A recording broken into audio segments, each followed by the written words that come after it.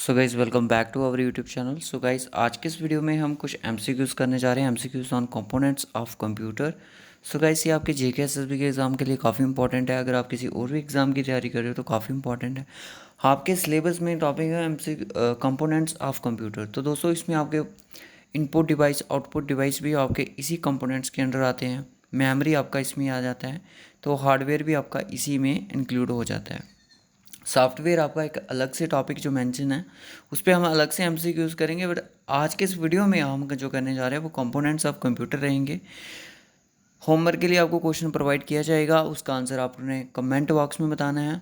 Description box में आपको Telegram का लिंक मिल जाएगा जिसमें आपको पीडीएफ हम आपको प्रोवाइड कर देते हैं लेक्चर होने के बाद।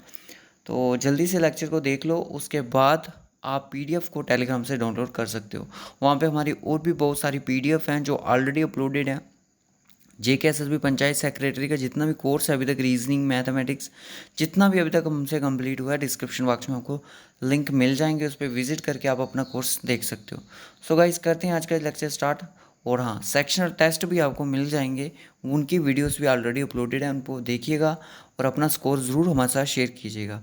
अब हम काम करेंगे एमसीक्यूज़ पे ही और उसके बाद चलेंगे हम अपने सेक्शन टेस्ट की तरफ। सो अगर आप इस चैनल पे फर्स्ट टाइम विजिट कर रहे हो तो चैनल को सब्सक्राइब करना ना भूलें। सो गाइस हम अपनी स्क्रीन पर आ चुके हैं, तो फर्स्ट क्वेश्चन आपकी स्क्रीन पर आने वाला है। इसका जल्दी से आंसर बताइएगा कि इसका आंसर क्या होगा। आपकी प्रिपरेशन के लिए आपके लिए ये क्वेश्चन लाए गए हैं, आप इनका आंसर ज़रूर बताइएगा। What is the another name for a mother board in a computer. आपने मदर बोर्ड तो देखा होगा कंप्यूटर में, ठीक है, उसमें उसका एक दूसरा नाम होता है। सीपीयू में आपको ये मिलेगा देखने को,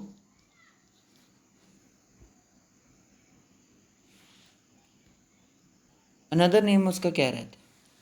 सिस्टम बोर्ड कहते हैं, प्लानर बोर्ड कहते हैं, मेन बोर्ड कहते हैं, लॉजिक बोर्ड कहते हैं, या फिर ऑल ऑफ दिस। जितने भी मैंने आपको नाम बताए, system board, planar board, main board, logic board, ये सारे के सारे नाम किसके हैं? ये आपके मदर बोर्ड के नाम हैं, ठीक है। ये सारे के सारे जितने भी नाम हैं किसके हैं? ये मदर बोर्ड के नाम हैं। सो गाइस इसका जो राइट ऑप्शन है वो आपका ई ऑप्शन हो जाएगा। क्लियर? नाम याद रखिएगा इनका, logic board, main board, planar board और सिस्टम बोर्ड, ठीक है। कई बार क्वेश्चन में मदर बोर्ड के रिलेटेड बात चल रही होती है, पर इसमें से मेन बोर्ड बोल दिया जाएगा या सिस्टम बोर्ड बोल दिया जाएगा या प्लानर या फिर लॉजिकल बोर्ड बोल दिया जाएगा। Next question, dash are used to quickly accept, store and transfer data and instruction that are being used immediately by the CPU।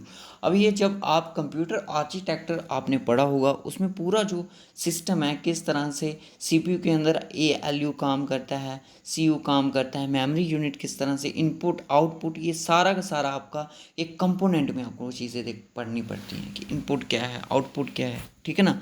ये सारी चीज़ें आपको किसके अंदर पढ़नी पड़ती हैं? आर्किटेक्चर यानी कि कंपोनेंट ऑफ कंप्यूटर के अंदर पढ़नी पड़ती है। तो उसमें से एक ऐसा यहाँ पे ऑप्शन दिया गया है जो कि क्या करता है, यहाँ पे आपकी जो भी कोई प्रोसेसिंग होती है कंप्यूटर में उससे पहले, कि जो कुछ ऐसा डेटा होता है, कुछ ऐसा डेटा होता है जो कि स्टोर हो जाता है कहाँ पे? रजिस्टर्स में। कहाँ पे स्टोर होता है? रजिस्टर में। तब सीपीयू को अब बैक में नहीं जाना पड़ता, वो क्विकली वहाँ से डेटा को उठाता है, उस पर प्रोसेस करना स्टार्ट हो जाता है। जब आप आर्किटेक्चर आपने पढ़ा होगा उसमें आपको ये सारा कुछ देखने को मिलता है। Registration is the right option. The part of a computer that coordinates all its function is called it's. Parts of a computer that coordinate all its function is called. देखिए, कोऑर्डिनेट करता है सभी फंक्शन को, क्या रोम programme करता है, system board करता है, एएलयू करता है, या फिर कंट्रोल यूनिट करता है। जो कंट्रोल यूनिट होता है जिसको मैनेजर बोलते हैं, ये मैनेज करता है डेटा को। इनपुट डिवाइस आउटपुट हो गया, एएलयू क्या क्या फंक्शन उनको कंट्रोल करता है, ठीक है। इसको हम नर्वस सिस्टम भी बोलते हैं, ठीक है। नर्वस सिस्टम ऑफ कंप्यूटर भी बोला जाता है, नर्व ऑफ कंप्यूटर भी कह सकते हो उसको। काफ़ी इंपॉर्टेंट है, इसके रिलेटेड छोटी छोटी चीज़ें के फैक्चुअल चीज़ें के रिलेटेड भी क्वेश्चन बनता है एग्जाम में, ठीक है।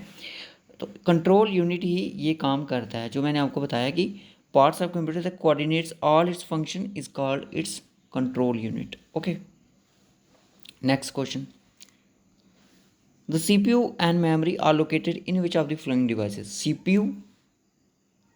सीपीयू जो होता है और मेमोरी आपको कहाँ पे देखने को मिलती है?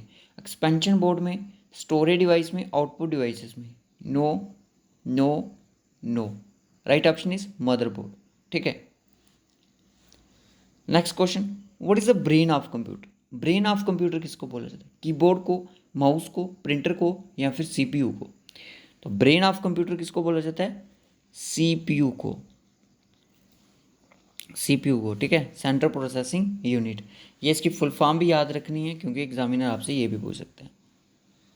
Next question, which system is used by the digital computer to encode data and programmes?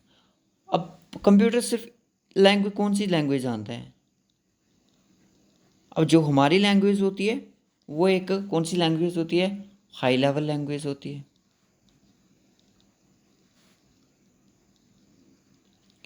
Computer कौन सी भाषा समझता है? Binary language. बाइनरी यानी कि ज़ीरो और वन की फॉर्म में। ठीक है, जब भी आप कंप्यूटर में कोई इंस्ट्रक्शन देते हैं तो वो कन्वर्ट किस में होती है? एक बाइनरी में। ठीक है, बाइनरी में वो इनकोडिंग होती है उसकी, फिर उसको कंप्यूटर पढ़ता है कि ये क्या चीज़ मुझे दी है। जो रिज़ल्ट हमें मिलेगा वो एक ह्यूमन लैंग्वेज में हमें मिलता है, जो आउटपुट हमें मिलती है। ठीक है, तो राइट ऑप्शन इज बाइनरी। हम हर एक टॉपिक पे एमसीक्यूज़ करेंगे।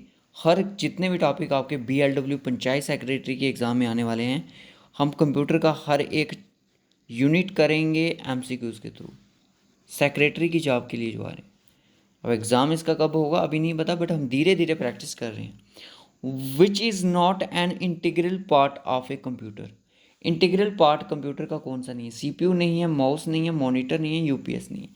तो वो आपका यूपीएस नहीं है। अब आपको पता है ये मेरा डेस्कटॉप आ गया। ठीक है, ये मेरा डेस्कटॉप आ गया और यहाँ पे मेरा आ गया सीपीयू। ठीक है, सेंट्रल प्रोसेसिंग यूनिट। ठीक है, और ये मेरा आ गया कीबोर्ड, और ये मेरा आ गया माउस। ठीक है, और सीपीयू और माउस कनेक्टेड होंगे, सॉरी कीबोर्ड और माउस कनेक्टेड होंगे, और यहाँ पे एक पावर वाली केबल होगी, कुछ HDMI होगी। ठीक है, इस तरह से ये सिस्टम कनेक्ट होगा। अब सीपीयू इंटीग्रल पार्ट कौन सा नहीं है? देखिए, सीपीयू, बिना सीपीयू के मॉनिटर चलेगा ही नहीं। माउस के बिना मूवमेंट कोई कर नहीं पाओगे, मॉनिटर के बिना देख नहीं पाओगे, कीबोर्ड भी तो बहुत ज़रूरी है। ठीक है, ऑप्शन में कीबोर्ड होता तो वो भी कंपलसरी था, but UPS, sorry UPS, uninterrupted power supply जो रहता है आपका, ये क्या होता है जब आपकी पावर ऑफ हो जाती है? ठीक है, पावर आपकी ऑफ हो जाती है तो ये आपको थोड़ा टाइम देता है कि आप जो प्रोग्राम कर रहे हो कंप्यूटर पे, जो भी कोई काम कर रहे हो, वर्क कर रहे हो, उसको आप सेव कर लो। उसको आप थोड़ा टाइम दे के, 5 मिनट दे के आप उसको सेव कर सको, कंप्लीट कर सको अपने वर्क को। तो ये अनइंटरप्टेड पावर सप्लाई इसी को इसलिए बोला जाता है। इसके बिना भी हमारा कंप्यूटर चल सकता है, ऐसी बात नहीं है। अगर आपके लाइट होगी आप इसको चला सकते हो। ठीक है, next question, DMA stand for? DMA किस पे स्टैंड कर? देखिए, जेकेएसएसबी को आदत है इस तरह से क्वेश्चन पूछने की, तो हम आपको स्किप नहीं करवाएंगे ये क्वेश्चन। कुछ क्वेश्चन इसमें से ऐसे हैं जो कि एसएससी सीजीएल में पूछे गए। अब आप सभी बच्चों ने सीजीएल का फॉर्म तो अप्लाई कर दिया होगा, कल लास्ट डेट है उसकी, तो जिन्होंने नहीं किया अप्लाई तो उसको अप्लाई ज़रूर कर दीजिएगा। डायरेक्ट मेमोरी एक्सेस, ठीक है, इसकी फुल फॉर्म होती है direct memory access. The components that process data are located in which of the following? देखिए, द कंपोनेंट्स दैट प्रोसेस जो डाटा होता है वो लोकेटेड करता है कौन से? इनपुट में? नहीं, इनपुट से हम सिर्फ डेटा देते हैं। ठीक है, हमने जो डेटा दिया फिर वो प्रोसेस होगा, फिर जाके हमें उसका क्या मिलेगा? आउटपुट मिलेगा। तो बोलता है कि कंपोनेंट प्रोसेस डेटा कहाँ लोकेट करता है? आउटपुट में करता है? नो सर, आउटपुट आपने बनाया कि यहाँ पे। ठीक है, फिर उसके आउटपुट के बाद उसको क्या करते हैं? हम स्टोर करते हैं ना, स्टोरेज। ठीक है, अब यहाँ पे स्टोरेज कंपोनेंट तो नहीं आएगा, तो बचा कौन? सिस्टम। मैंने पूरा समझा दिया आपको कि input greater than, process greater than, output greater than storage. ठीक है, पहले हमारा इनपुट जाएगा, प्रोसेसिंग होगी, आउटपुट आएगा, फिर उसको हम स्टोर कर लेंगे। तो राइट ऑप्शन कौन बचा? सिस्टम यूनिट में आपकी प्रोसेसिंग होती है। क्लियर हुआ? Next question, first computer architecture was introduce इन? कब ये इंट्रोड्यूस हुआ था? 1960 को, 70 को, 71 को या 87 को? तो ये 1960 को इंट्रोड्यूस हुआ था। अब ये किसके द्वारा किया गया था, ये आपने मुझे कमेंट बॉक्स में बताना है। जो बच्चा बताएगा तो हमें लगेगा वो सीरियस कैंडिडेट्स हैं इन लेक्चर्स के लिए, ठीक है। नेक्स्ट क्वेश्चन, यूएसबी जो है आपका स्टोरेज डिवाइसेस है, कौन सा सेकेंडरी है, प्राइमरी है, टर्चरी है या फिर एक्सिलरी है? तो ये आपका एक सेकेंडरी स्टोरेज माना जाता है, ठीक है। इजी क्वेश्चन था। नेक्स्ट क्वेश्चन, कैच और जो मेन मेमोरी होती है, देखिए एक तो प्राइमरी मेमोरी, मेन मेमोरी वही loss their data contents when the power is off, ठीक है। वो अपना डेटा को लूज कर देती है जब वो पावर ऑफ हो जाती है, क्योंकि वो वोलाटाइल इन नेचर होती है सर, इन नेचर, जिसको हम क्या बोलते हैं, रैम बोलते हैं, रैंडम एक्सेस मेमोरी, ठीक है। Volatile, D option is the correct option. Which part of the computer provides only temporary storage of files? Temporary storage of file मैंने अभी बताया कि रैम, जब पावर सप्लाई बंद हो जाएगी आपकी, तभी तो हम यूपीएस का यूज़ करते हैं, अनइंटरप्टेड पावर सप्लाई का यूज़ करते हैं। क्यों? क्योंकि ये हमें टेम्परेरी स्टोरेज प्रोवाइड करता है, कौन, रैम। जब भी हम कोई प्रोग्राम कर रहे हैं, कंप्यूटर पे कोई वर्क कर रहे हैं, तो जो भी हमारा डेटा सेव हो रहा होगा वो हमारा रैम में जा रहा है। रैम में जाने के बाद वो ऑटोमेटिकली सेव नहीं है, जब लाइट ऑफ हो जाएगी तो वो रैम तो आपकी वोलाटाइल इन नेचर है। वोलाटाइल नेचर से क्या होगा कि हमारा डाटा लॉस्ट हो जाएगा।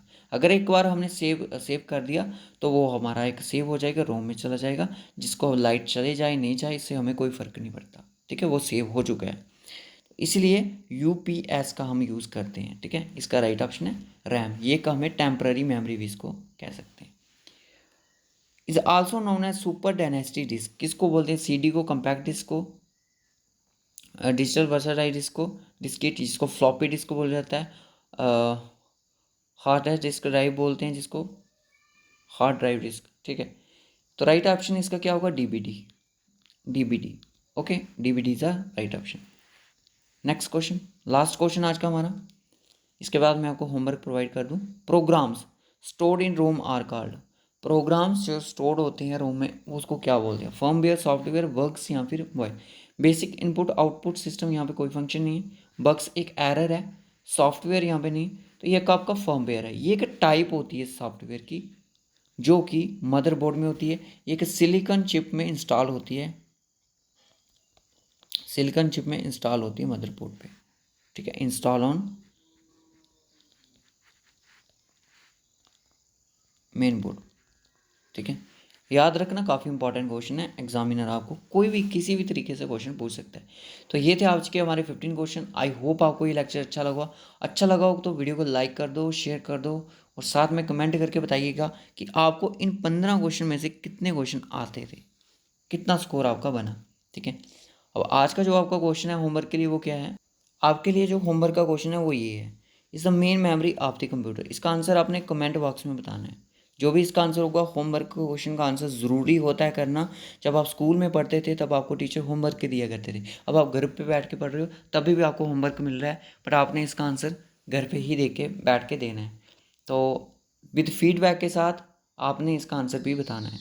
सो okay guys, bye bye and take care. अगर आपकी कोई भी क्यूरीज है, अगर आपको प्रिपरेशन में कोई भी दिक्कत आ रही है तो आप हमसे शेयर कर सकते हो, हम उसका भी कोई ना कोई सल्यूशन आपके लिए ज़रूर लेके आएंगे। So okay guys, bye bye and take care and God bless you to all of you. So okay guys, good night to all of you.